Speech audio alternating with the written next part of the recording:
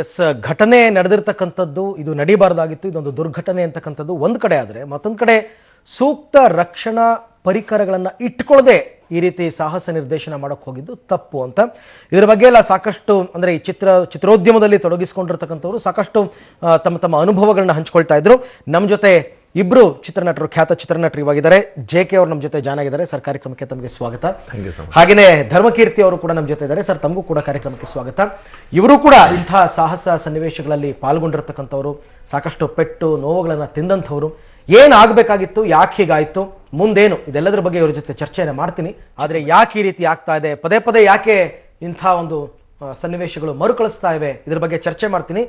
ಈಗಾಗಲೇ ನಾನು ಇಬ್ಬರು ಚಿತ್ರನಟರನ್ನ ನಿಮಗೆ ಪರಿಚಯ ಮಾಡಿಕೊಟ್ಟೆ. ಇವ್ರ ಜೊತೆನಲ್ಲಿ ಮೃತ ಅನಿಲ್ ಸ್ನೇಹಿತರೊಬ್ಬರು, ತುಂಬ ಆತ್ಮೀಯ ಗೆಳೆಯರು, ನಾಗರಾಜ್ ಅಂತ ಅಂದ್ಬಿಟ್ಟು ನಮ್ಮ ಜೊತೆ ಲೈನಲ್ಲಿದ್ದಾರೆ.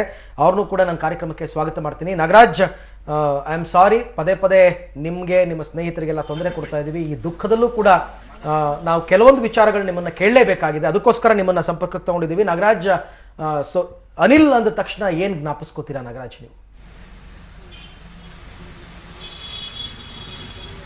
ಸರ್, ತುಂಬ ದುರದೃಷ್ಟಕರ. ನನಗೆ ಈಗಲೂ ನಂಬಲಿಕ್ಕೆ ಆಗ್ತಿಲ್ಲ ಸರ್, ಅನಿಲ್ಗೆ ಈ ಥರ ಆಗಿದೆ ಅಂತ. ಈಗಲೂ ನನಗೆ ಖಂಡಿತವಾಗ್ಲೂ ಅವ್ರಿಗೆ ಆಗಿದೆ ಅನ್ನೋದ್ರ ಬಗ್ಗೆ ನನಗೆ ಈಗಲೂ ಭರವಸೆ ಇಲ್ಲ.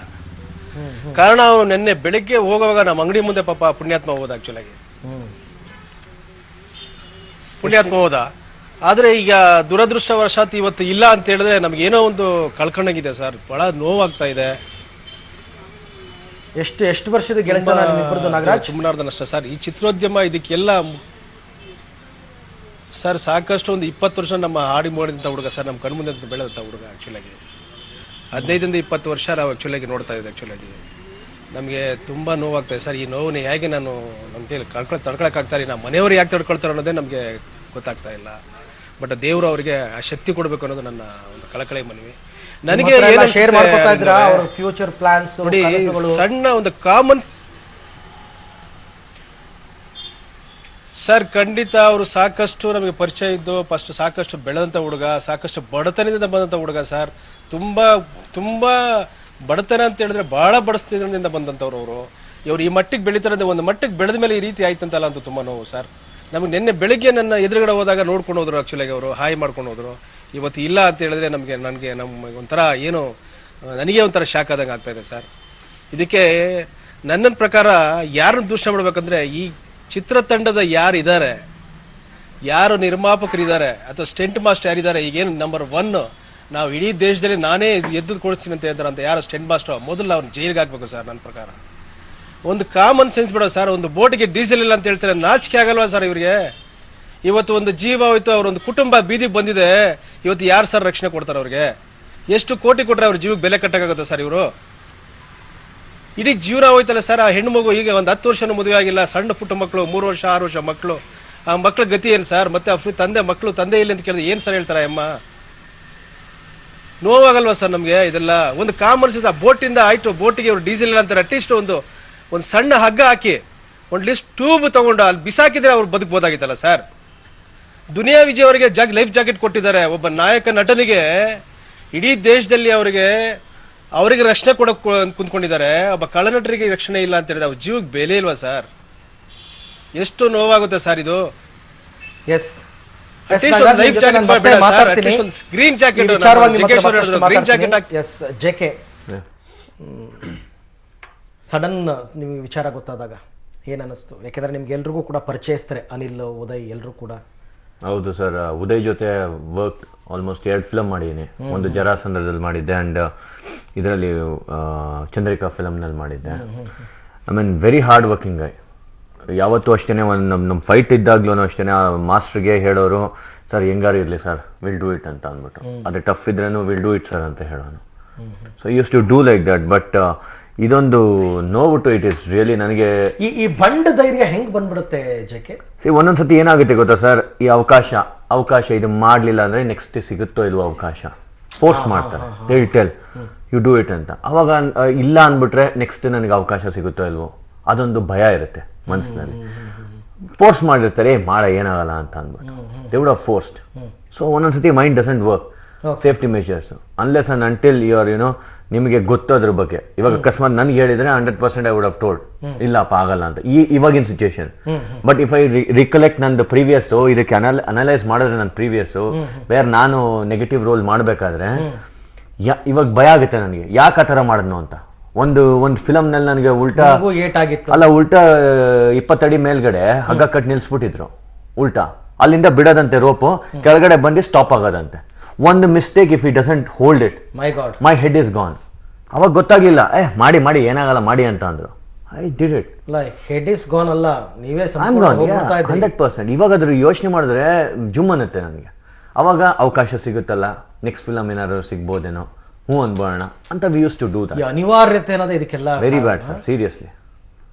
ಏನ್ ಹೇಳ್ತೀರಾ ಕೀರ್ತಿ?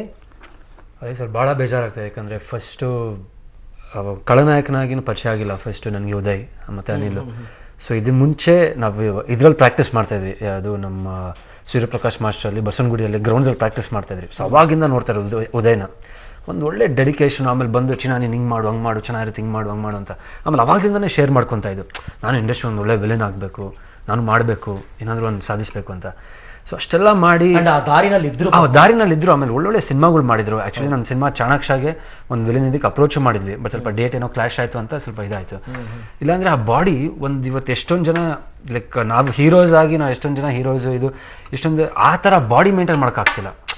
ಬಟ್ ಅವರು ಖಳನಾಯಕನಾಗಿ ಏನಾದರೂ ಒಂದು ಸಾಧಿಸಬೇಕು, ಇಂಡಸ್ಟ್ರಿಯಲ್ಲಿ ಏನಾದರೂ ಒಂದು ಮಾಡಬೇಕು ಅಂತ ಒಂದು ಬಂದು ಈ ಥರ, ಯಾಕಂದರೆ ಆ ಫೀಲಿಂಗ್ ನಮ್ಮಲ್ಲೂ ಇದೆ. ಯಾಕಂದ್ರೆ ನಾನು ಇನ್ನೂ ಏನೂ ಅಚೀವ್ ಮಾಡಿಲ್ಲ, ಏನೋ ಒಂದು 2-3 ಸಿನಿಮಾ ಮಾಡಿದ್ದೀನಿ, ಏನೋ ಒಂದು ಸ್ವಲ್ಪ ಇದಾಗುತ್ತೆ ಅಷ್ಟೇ. ಬಟ್ ಏನೋ ಒಂದು ಮಾಡ್ಬೇಕಂತ ಹೊರಟವರು ಸಡನ್ನಾಗಿ ಹಿಂಗೆ ಆಗ್ಬಿಟ್ರೆ ಇನ್ನೊಂದು ಅಂದ್ಕೊಂಡಿದ್ದೆ ಲೈಫಲ್ಲಿ ಏನೋ ಮಾಡಬೇಕು, ಏನೋ ನಮ್ಮ ಅಪ್ಪ ಅಮ್ಮ ನೋಡ್ತಾ ಇರ್ತಾರೆ, ನಮ್ಮ ಮಗ ಬೆಳಿತಾನೆ, ಏನೋ ಮಾಡ್ತಾನಂತ. ಸೊ ಆ ಶಕ್ತಿ ಭಗವಂತ ಶಕ್ತಿ ಕೊಟ್ಟೆ. ನಾನು ಮತ್ತೆ ಮಾತಾಡ್ತೀನಿ, ಒಂದು ಪುಟ್ಟ ಬ್ರೇಕ್ ತೊಗೊಂಡ್ಬಿಡ್ತೀನಿ. ಅನುಭವಗಳು ನಾನು JK ಅವ್ರ ಮಾತನ್ನ ತುಂಬ ಸಮ್ಮತಿಸ್ತೇನೆ. ಯಾಕೆಂದರೆ ಅನಿವಾರ್ಯತೆ ಅನ್ನೋದು ಸೃಷ್ಟಿ ಆಗಿಬಿಟ್ರೆ, ಅದರಲ್ಲೂ ಚಿತ್ರೋದ್ಯಮದಲ್ಲಿ ತಮ್ಮನ್ನು ತಾವು ಗುರುತಿಸ್ಕೊಳ್ತಕ್ಕಂಥದ್ದು ಒಂದು ಹಂತಕ್ಕೆ ಎಲ್ಲರೂ ಅಷ್ಟೇ, JK ಆಗಿರ್ಬೋದು, ಕೀರ್ತಿ ಆಗಿರ್ಬೋದು, ದುನಿಯಾ ವಿಜಯ್ ಅವರಾಗಿರ್ಬೋದು, ಎಲ್ಲರೂ ಕೂಡ ನೆಗೆಟಿವ್ ರೋಲ್ ಮಾಡಿಕೊಂಡು ಸಾಕಷ್ಟು ಕಷ್ಟಪಟ್ಟೇ ಮೇಲಕ್ಕೆ ಬಂದಿರತಕ್ಕಂಥವ್ರು. ಆದರೆ ಆ ಕಷ್ಟಪಡುವ ಸಂದರ್ಭದಲ್ಲಿ ಪ್ರಾಣಕ್ಕೆ ಕುತ್ತು ಬಂದುಬಿಡುತ್ತೆ ಎಂದಾಗಲೂ ಕೂಡ ಅಂಥ ಒಂದು ಚಾಲೆಂಜ್ಗಳನ್ನ ಒಪ್ಕೊಳ್ಳೋದಿದೆಯಲ್ಲ, ಅದು ಸ್ವಲ್ಪ ನಿನ್ನೆ ಯೋಚನೆ ಮಾಡಬೇಕಾಗಿತ್ತು ಅಂತ ಅನ್ಸುತ್ತೆ. ನಾನು JK ಅವ್ರ ಜೊತೆನಲ್ಲಿ JK ಈಗೊಂದು ಸ್ವಲ್ಪ ಹೊತ್ತಿಗೆ ಮುಂಚೆ ನಮ್ಮ ರಿಪೋರ್ಟ್ರು ಈಗೇನು ಟೆಕ್ನಾಲಜಿ ಎಲ್ಲ ಇಂಪ್ರೂವ್ ಆಗಿದೆ, ಬಾಡಿ ಹುಡುಕ್ಬಿಡ್ಬೋದು, ಹಾಗೆ ಮಾಡ್ಬಿಡ್ಬೋದು, ಹೀಗೆ ಮಾಡ್ಬಿಡ್ಬೋದು ಅಂತೆಲ್ಲ ಹೇಳ್ತಾರೆ ಅಲ್ಲಿ ಅಧಿಕಾರಿಗಳು. ಟೆಕ್ನಾಲಜಿ ಶೂಟಿಂಗ್ ಟೈಮ್ನಲ್ಲೂ ಶೂಟಿಂಗ್ ವಿಚಾರಕ್ಕೆ ಸಂಬಂಧಪಟ್ಟಂಗೂ ಟೆಕ್ನಾಲಜಿ ತುಂಬ ಇಂಪ್ರೂವ್ ಆಗಿದೆ. ಈಗ ನಿನ್ನೆ ಅವರು ಪ್ರಿಕಾಷನ್ಸ್ ತಗೊಳ್ಳೋದೇ ಆಗಿದ್ದರೆ ಎಷ್ಟು ರೀತಿನಲ್ಲಿ ತಗೋಬೋದಾಗಿತ್ತು? Simple sir, it is not complicated. ಇದು ತುಂಬ simple. All you required is ಅಲ್ಲಿ ಮಾಡಬೇಕಾದ್ರೆ boat should have been there, ಬೋಟ್ನಲ್ಲಿ equipment should have been there. If ಅಕಸ್ಮಾತ್ ಏನಾರು ಆದರೆ ಲೈಫ್ ಜಾಕೆಟ್ಸ್ ಇರಬೇಕು, ವಾಟರ್ ಟ್ಯೂಬ್ಸ್ ಇರಬೇಕು, ರೋಪ್ಸ್ ಇರಬೇಕು. ಫಸ್ಟ್ ಆಫ್ ಆಲ್ ಬೋಟೇ ಇಲ್ಲ ಅಂತ ಅಂದ್ರೆ ಅಲ್ಲಿ ಹೆಂಗೆ? ಬೋಟ್ ಇಲ್ಲ, ಆಮೇಲೆ ಬೋಟ್ ಅಲ್ಲಿ ಅದ್ಯಾವುದೋ ಡೀಸೆಲ್ ಇಲ್ಲ, ಸ್ಟಾರ್ಟ್ ಆಗಲಿಲ್ಲ. ಓಕೆ, ಸೆಕೆಂಡ್ ಪ್ಲಾನ್ ಏನು? ಪ್ಲಾನ್ ಬಿ ಏನು? If you don't have plan ಬೇಕಂದ್ರೆ ಅಷ್ಟು ಇದು ಮಾಡೋಕ್ಕಿಂತ ಶೂಟಿಂಗ್ ಅಂತ ಅನ್ಕೊಂಡ್ಬಿಟ್ಟಿದ್ದಾರೆ. ಇದು ಒಂದು ಸೀಸನಲ್ಲೇ ಮುಗಿಸ್ಬಿಟ್ಟು. ಎಸ್, ನಾನು ನಿರ್ದೇಶಕರು ಗುರುಪ್ರಸಾದ್ ಅವರು ನಮ್ಮ ಜೊತೆ ಸಂಪರ್ಕದಲ್ಲಿದ್ದಾರೆ. ಸರ್ ನಮಸ್ಕಾರ. ನಮಸ್ತೆ ಸರ್. ನಮಸ್ತೆ, ಹೇಳಿ ಸರ್. ನಿನ್ನೆ ಆ ದುರ್ಘಟನೆ ಬಗ್ಗೆನೇ ನಾವು ಮಾತನಾಡ್ತಾ ಇದ್ವಿ. ಅಂದ್ರೆ ಎಷ್ಟೆಲ್ಲ ನಮ್ಮ ತಂತ್ರಜ್ಞಾನ ಮುಂದುವರೆದಿದ್ರು ಕೂಡ ಅದರ ಬಳಕೆ ಸಮರ್ಪಕವಾಗಿ ಆಗ್ತಾ ಇಲ್ವಲ್ಲ, ಯಾಕೆ? ಇಲ್ಲ, ಇಲ್ಲಿ ಒಂದು ಮುಖ್ಯವಾದ ಅಂಶ ಇದೆ. ನಾವು ಸಿನಿಮಾ ಇಂಡಸ್ಟ್ರಿ ಅಂತ ಕರಿತೀವಿ, ಹೌದು, ಕರ್ಕೋತೀವಿ. ನಾನು ಮೊದಲಿಂದ ಹೇಳ್ತಾ ಇರೋದ ಇದನ್ನೇ, ಇಂಡಸ್ಟ್ರಿಗೆ ಇರಬೇಕಾದಂತಹ ಯಾವ ನಾರ್ಮ್ಸ್ಗಳನ್ನು ನಾವು ಫಾಲೋ ಮಾಡ್ತಾ ಇಲ್ಲ ಅಂತ ಹೇಳಿ. We call it an industry, but it's not an industry. ಯಾಕೆ ಅಂದ್ರೆ, ಪಾಯಿಂಟ್ ನಂಬರ್ 1, ನಮ್ಗೆ ಇಂಡಸ್ಟ್ರಿ ಅಂದಾಗ ರಾ ಮೆಟೀರಿಯಲ್ ಮೇಲೂ ಕಂಟ್ರೋಲ್ ಇರುತ್ತೆ, ಫಿನಿಶಿಂಗ್ ಪ್ರಾಡಕ್ಟ್ ಮೇಲೂ ಕಂಟ್ರೋಲ್ ಇರುತ್ತೆ. ಒಂದು ಉಪ್ಪು ಅಂದ್ರೂ ಕೂಡ ನಾವು ಒಳಗಡೆ ಏನ್ ರಾ ಮೆಟೀರಿಯಲ್ ಹಾಕ್ತಿವಿ ಗೊತ್ತು, ಹೊರಗಡೆ ಏನ್ ಬರುತ್ತೆ ಅಂತ ಗೊತ್ತು. ಆದ್ರೆ ಸಿನಿಮಾ, ಈ ಇಂಡಸ್ಟ್ರಿ ನಾವೇನ್ ಕರ್ಕೋತಾ ಇದೀವಿ, ಇಲ್ಲಿ ರಾ ಮೆಟೀರಿಯಲ್ ಮೇಲೂ ಕಂಟ್ರೋಲ್ ಇಲ್ಲ, ಫಿನಿಶ್ ಪ್ರಾಡಕ್ಟ್ ಮೇಲೂ ಕಂಟ್ರೋಲ್ ಇಲ್ಲ. ಹಾಗಾಗಿ ಈ ಅವಘಡಗಳಾಗೋದು ಸಾಧ್ಯ. Point number 1. ಪಾಯಿಂಟ್ ನಂಬರ್ 2, ಯಾವುದೇ ಕಾರ್ಪೊರೇಟ್ ಕಂಪನಿಗಳನ್ನ, ಫಾರ್ ಎಕ್ಸಾಂಪಲ್ ಇವಾಗ ಪಬ್ಲಿಕ್ ನ್ಯೂಸ್ ಚಾನಲ್ ಅಲ್ಲೇ ಫೈರ್ ಎಕ್ಸ್ಟಿಂಗ್ವಿಷರ್ ಇಟ್ಟಿರ್ತೀರಿ, ಇಟ್ಸ್ ಎ ಮಸ್ಟ್. ಸಡನ್ ಆಗಿ ಏನಾಯ್ತು ಅಂದ್ರೆ ಅದು ಬೇಕು ಅಂತ ಹೇಳಿ, ಅದು ಆ ನಾರ್ಮ್ಗಳನ್ನ ಪಾಲಿಸಿದಾಗ ಮಾತ್ರ ಅದನ್ನ ಒಂದು ಕಾರ್ಪೊರೇಟ್ ಕಲ್ಚರ್ ಅಂತ ಕರೆಯೋದು, ಇಂಡಸ್ಟ್ರಿ ಅಂತ ಕರೆಯುವಂಥದ್ದು ಅಲ್ವೇ? ಇವನ್ನೆಲ್ಲ ಮೀರಿ ಹುಂಬತನ ಅಂತ ಬಂದಿದೆ ನಮ್ಮ ಇಂಡಸ್ಟ್ರಿಯಲ್ಲಿ. ಆದ್ರೆ trial and error, random efforts, ಹುಂಬತನ. ನಾನೊಬ್ಬ ಸ್ಟಂಟ್ ಫಾಸ್ಟ್ ಕೇಳಿದ, ನೀವು ತುಂಬಾ ಪುಕ್ಲು ಅಂತ. ಅಣ್ಣ, ನಾನು ಪುಕ್ಲಲ್ಲ, ನಾನು matured. I don't want to take, ಇವೆಲ್ಲ ನಾವು ಎಕ್ಸ್ಪೆಕ್ಟ್ ಮಾಡೋಕ್ ಆಗುವಂಥದ್ದು. ನೀನು ಯಾವುದೇ ಸೇಫ್ಟಿ ಇಲ್ಲದೆ ಏನೋ ಹುಂಬತನದ 4 ಶಾಟ್ ತೆಗೆದುಬಿಟ್ಟು ಯಾರೋ ಮೆಚ್ಚಕ್ ಹೋಗಿ ಇಬ್ಬರ ಸಾಯಿಸ್ತೀನಿ ಅಂತಿದೆಯಲ್ಲ, ಅದನ್ನ ಹುಂಬತನ ಅಂತ ಕರೀತಾರೆ, ಮೆಚುರಿಟಿ ಅಂತ ಕರೆಯಲ್ಲ. ನನ್ನ ಚಿತ್ರಗಳಲ್ಲಿ ಆಕ್ಷನ್ ಬೇಡವೇ ಬೇಡ ಒಳ್ಳೆ ಚಿತ್ರ ಮಾಡಕ್ಕೆ. ಪ್ರಪಂಚಾದ್ಯಂತ ಬರ್ತಿರೋ ಸಾಕಷ್ಟು ಒಳ್ಳೆಯ ಚಿತ್ರಗಳಲ್ಲಿ ಆಕ್ಷನ್ ಇಲ್ಲವೇ ಇಲ್ಲ. ನಾವ್ ಯಾಕೆ ಆಕ್ಷನ್ ಮಾಡಲ್ಲ ಅನ್ನೋದಾದ್ರೆ ಪಾಲಿಸಿ ವೈಸ್ ಆ ಬಡ್ಜೆಟ್, ಆ ಸೇಫ್ಟಿ, ಅದಕ್ಕಿರ್ಬೇಕಂತ ಎಲ್ಲ ನಾಮಗಳನ್ನ ನಮ್ಮ ಕೈಯಲ್ಲಿದ್ರೆ ಮಾತ್ರ ಅಂತ ಸಿನಿಮಾಗಳನ್ನ ನಾವು ಮಾಡ್ತೀವಿ. ಅದು ಮೆಚುರಿಟಿ.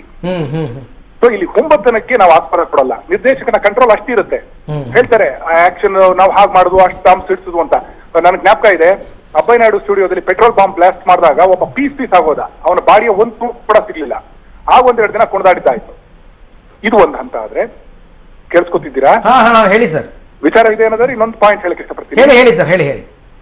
ಏನಾಗತ್ತೆ, ಫಸ್ಟ್ ನಮ್ಮ ಇಂಡಸ್ಟ್ರಿಲಿ ಇರುವಂತ, ಇಂಡಸ್ಟ್ರಿ ಅಂತ ಕರ್ಸ್ಕೊಳ್ತಿರೋ ಇಂಡಸ್ಟ್ರಿಲಿ ಇರುವಂತ ಒಂದು ದೊಡ್ಡ ತಪ್ಪು ಅಂತಂದ್ರೆ, ವರ್ಲ್ಡ್ ವೈಡ್ ಯಾವ ನಾಯಕನನ್ನ they are paid artist, they are paid models, they are not heroes.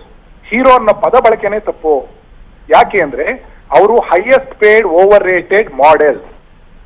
ಏನಾಗುತ್ತೆ, ಹಾಲಿವುಡ್ ಅಲ್ಲಿ ಒಬ್ಬನ್ನ ಬುಕ್ ಮಾಡ್ಕೋತೀವಿ ಹೀರೋನ ಅಂದ್ರೆ ಅವತ್ತೇ ಕೀ ಪರ್ಸನ್ ಇನ್ಶೂರೆನ್ಸ್ ಅಂತ ಹೇಳಿ ಅವನ ಮೇಲೆ ಸಿನಿಮಾ ಬಡ್ಜೆಟ್ ಅಷ್ಟನ್ನು ಕೂಡ ಇನ್ಶೂರೆನ್ಸ್ ಮಾಡಿಸ್ತಾರೆ. ನಾನು ಇದನ್ನ ಚೇಂಬರ್ ಸಾಕಷ್ಟು ವರ್ಷದಿಂದ ಹೇಳ್ತಾ ಇದ್ದೀನಿ ಮಾಡಿ ಅಂತ.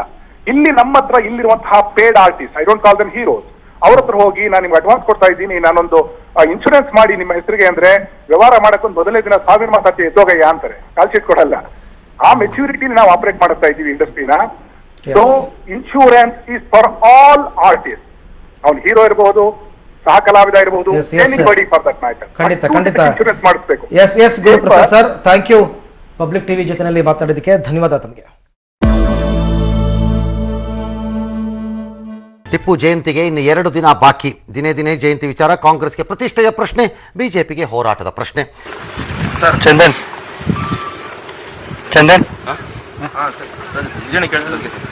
ಇಲ್ಲ ಇದಮ್ಮ ಚಂದನ್ ವೈಟ್ ಕಲರ್ ಯಾವ್ದಮ್ಮ ಬೈಸ್ಕೋಬೇಡ. ಹೌದು ಮಾರ್ಕ್ ನೋಡಿ, ಈ ರೈಟ್ ಸೈಡು ಒಬ್ರು ವಾಕಿಲ್ ಇದ್ರು. ಸರಿ ಬಿಡೋಣ.